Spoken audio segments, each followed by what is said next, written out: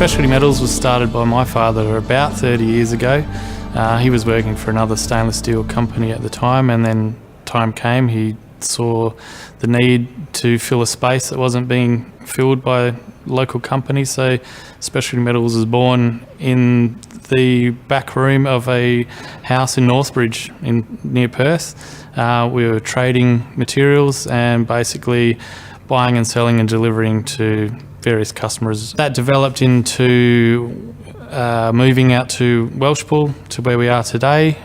We used to be a predominantly stainless steel company doing flat bar, round bar, welding consumables. We tend not to do much of that these days. Now our core business is semi-finished round bar products, welding wires, sheet plate, specialising mainly in the exotic alloys like titanium and nickel based. About 25 years ago, I came in and my dad asked me to jump on the angle grinder, so I've done a lot of grinding and more grinding. Progressed onto the plasma cutter, so I've done a lot of plasma cutting. I've done a lot of delivery work. I've been doing a lot of warehouse purchasing in that role.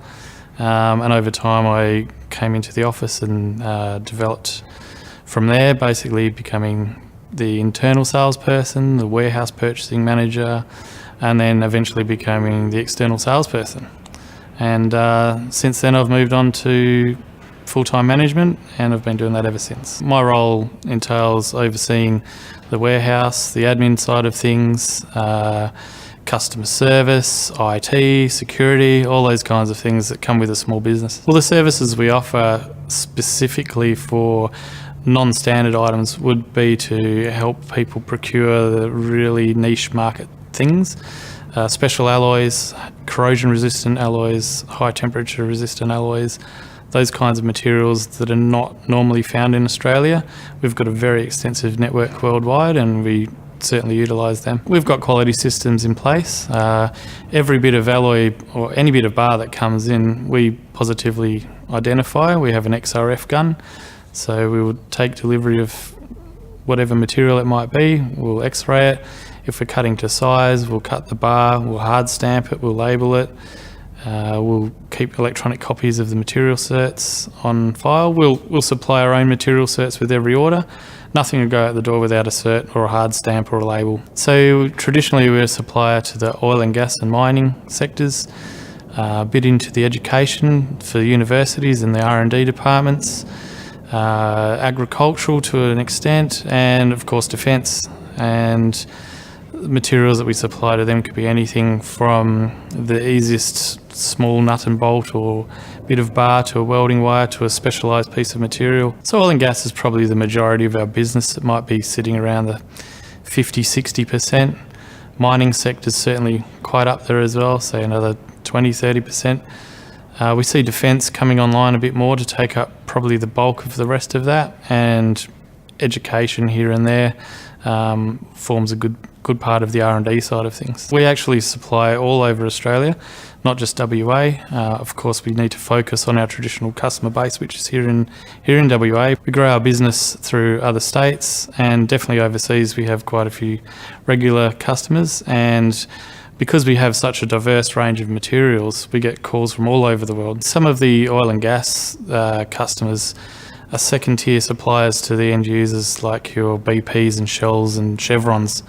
We certainly supply a lot of material into places like Oceaneering. We'd be supplying through lights of Civmec, who are doing fabrication and construction. Local industries like ICAD Engineering. We supply a lot of other steel merchants around the country as well. Probably 70% of our product is sold in WA, and directly we would ship out 20% to the eastern states, a little bit overseas, and the rest of it, whatever else is going around, would be through other steel merchants and other machine shops and fabricators and the likes. Recently our exports have been increasing. It's not a huge part of our market, but probably about 10 to 15% of our revenue would be export driven. We service our neighbours in New Zealand, spreading out to Indonesia, Malaysia, Singapore indeed, and a little bit into North America recently, and Madagascar, New Caledonia. When we started Specialty Metals, or certainly when I became the storeman driver for Specialty Metals,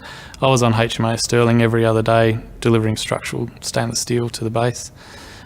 Since then, obviously Defence has gone about their ways to change their procurement process and have gone away from their traditional central buying. So we've been supplying a lot of SMEs that support the defence industry in things like round bar, plate, sheet, very specialised forgings, high-end materials that a lot of other people don't really want to know about. Specialty Metals has come a long way since we started. We used to supply, like I said before, just basic stainless steel structural items like flat bars and pipes and tubes and that sort of thing.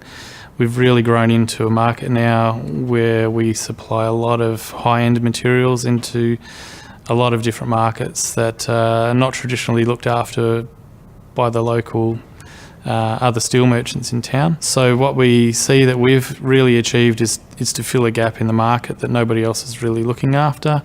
And we quite enjoy playing in that sector because nobody else is doing a very good job of it. Whether it be something that we think is easy, it's not necessarily easy to find out in the market. Not a lot of other people can do that quite effectively as we do. We see the market has definitely picked up in the last couple of years. When the supposed mining boom came to an end, we did see a downturn probably towards the tail end of that. Being a small flexible company, we managed to ride those waves quite successfully.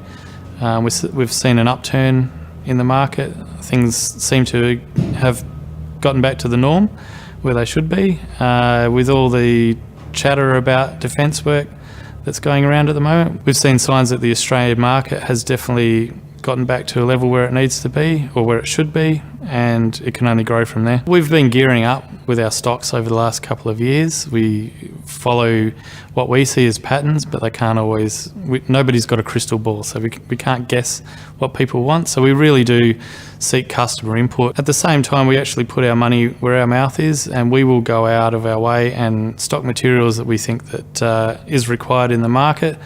Certainly in terms of defence, we know that there's a few materials out there that we need to keep ahead of the curve, so we do take that jump, but it certainly helps with a lot of customer feedback.